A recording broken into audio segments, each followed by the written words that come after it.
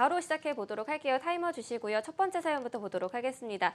강북구 삼양동의 다세대 주택을 예전에 4차 뉴타운 예정지라고 매수했는데 전망이 궁금합니다. 자, 제가 아까 이제 말씀을 드렸는데요. 이 재건축이나 재개발 같은 이제 개발지를 투자를 할 때는 아까 제가 말씀드렸듯이 이런 지역의 가격이 오르는 이유는 바로 이제 개발에 대한 기대감 때문에 가격이 오르는 겁니다. 네. 그래서 우리가 이제 최근에 보면 뭐 용산 같은 지역들도 있잖아요. 뭐 원효로라든가 이런 후암동이나 이런 지역들도 사실은 구역 지정을 안 받은데도 불구하고 개발에 대한 기대감 때문에 가격이 많이 올랐다라는 거죠. 네. 자, 그런데 지금 이제 삼양동 같은 지역은 예전에 그 제 기억 2000년도 중반 때 이제 3차 뉴타운까지 지정을 하고 그다음에 4차 뉴타운 예정지로 거론이 되었던 지역이거든요. 근데 4차 뉴타운 예정지로 거론이 되었다가 지금 그 당시에 좀 4차 뉴타운이 무산이 됐습니다.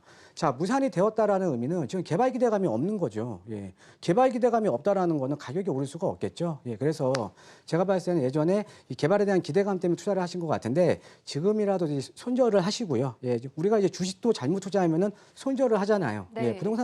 부동산도 마찬가지예요. 일단은 손절을 하시고 다른 지역 쪽으로 갈아타시는 게 좋을 것 같습니다. 네, 이렇게 매도 의견 드리도록 하고요. 두 번째 사연 만나보도록 하겠습니다. 1756님인데요.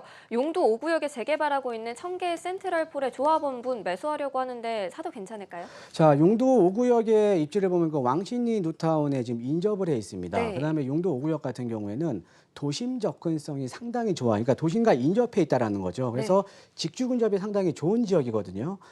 제가 항상 강조해 드리시지 이 주택 가격이 오르려면 직주 근접, 그러니까 직장하고 주거지와의 접근성이 아주 좋아야 된다라는 거죠. 그래서 직주 근접성도 상대적으로 아주 좋고요.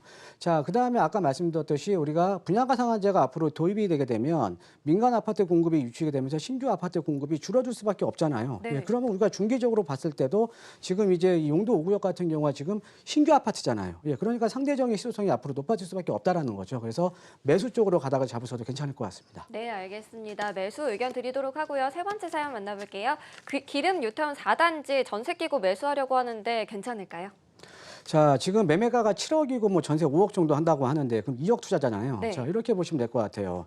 지금 우리가 서울 도심의 주택 가격 같은 경우에는 3도심 있죠. 예, 중구하고 종로, 강남, 여의도 용산, 여의도 영등포 3도심과 가까울수록 주택 가격이 높습니다. 자, 그래서 네. 우리가 이 강북 지역을 보면은 용산이 높고 그다음에 중구, 그다음에 성북구, 그다음에 이제 강북구, 노원구 순으로 이제 가격이 빠지거든요. 자, 그런데 우리가 이 노원구 같은 경우에도 상계주공 같은 경우에 사실 투자 금액이 다 2억이 넘어가요. 대부분이 거의 3억 이상, 3억대거든요. 자, 그럼 지역적으로 봤을 때 지금 성북구, 그러니까 도심과 더 가까운 성북구가 지금 투자 금액이 2억이라는 거는 상대적으로 지금 가격이 싼 거죠. 그렇죠? 어떻게 보면 이런 거를 우리가 이제 저평가라고 하는 거거든요. 네. 그래서 지금 여유자금 2억 투자, 뭐 2억 정도로 그 지역에 투자할 수가 있으면 매수하셔도 괜찮을 것 같습니다. 네, 알겠습니다. 지금이 기회인 것 같습니다. 매수 의견 드리도록 하고요. 다음 사연 만나볼게요. 고덕 2단지 그라시움 분양권 보유하고 있는데요. 실거주 목적인데 전망이 어떨까요? 자, 실거주 목적이시니까요. 계속적으로 보유하셔야죠. 자, 이유를 한번 설명을 해드릴게요. 네. 자, 일단은 우리가 지금 이제 고덕 그라시움 같은 경우가 고덕 2단지가 지금 재건축이 되고 있는 아파트거든요. 그래서 제가 알기로는 올해 이제 가을에 지금 입주를 할 예정이 있는데 자, 일단 이런 거죠. 우리가 상대적으로 희소성이 높아야 가격이 오르는 거거든요. 자, 우리가 재건축 아파트를 보면 재건축 초과이익 환수제, 그다음에 안전진단 기준 강화 이런 여러 가지 규제 때문에 앞으로 재건축을 통한 주택 공급이 더욱더 줄어들 수밖에 없겠죠. 자, 재건축을 통한 주택 공급이 줄어든다? 그럼 지금 기존에 재건축되고 있는 현장들에 대한 희소성이 높아지는 거죠. 자, 그리고 아까 말씀드렸듯이 지금 거론되고 있는 분양가 상한제가 도입이 되면 당연히 재건축을 통한 신규 아파트 공급도 줄어들 거 아닙니까? 그럼 중장기적으로는 가격이 오를 수밖에 없다라는 거죠.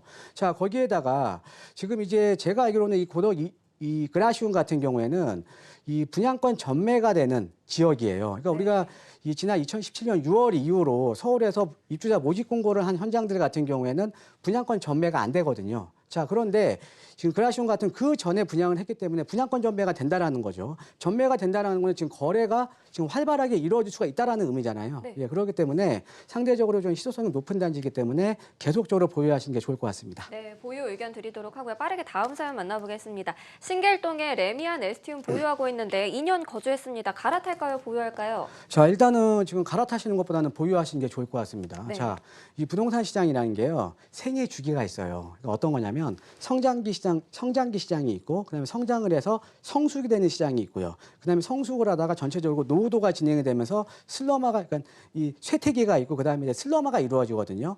자, 그런 이제 부동산의 생애주기가 있는데, 이 부동산 가격이 가장 많이 오를 때가 바로 성장기 시장이에요. 근데 네. 이 신길류 타운 같은 경우가 지금 바로 성장기 시장에 있다라는 거죠. 네. 성장기 시장에 있는데 지금 매도를 하신다는 거는 지금 말이 안 되는 거죠. 아. 좀 더 보유하시는 게 좋을 것 같습니다. 네, 알겠습니다. 앞으로 향후 전망 좋으니까요. 계속해서 보유하시고요. 다음 사연 볼게요. 재개발 조합원인데요. 분양가 상한제 도입하면은 추가 분담금이 늘어난다고 하는데 매도하는 게 좋을까요? 자, 당연히 이제 분양가 상한제가 도입되면 추가 분담금이 늘어날 수밖에 없겠죠. 네. 자, 이렇게 보시면 됩니다.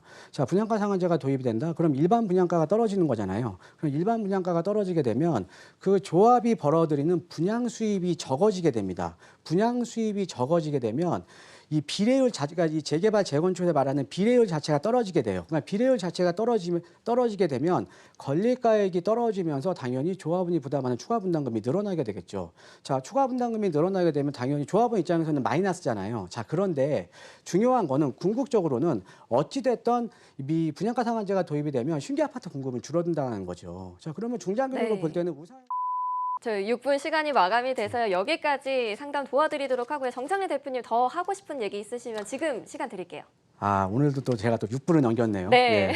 자, 그래서 어찌됐든, 그러니까 우리가 이 분양가 상한제가 도입이 되면 당연히 재개발, 재건축이 어느 정도 조정 가능성은 있어요. 근데 조정 가능성이 있어도 궁극적으로는 신규 아파트 공급이 줄어든다라는 거죠. 그래서 매도하지 마시고요. 그냥 보유 쪽으로 가다가 잡으시는 게 좋을 것 같습니다.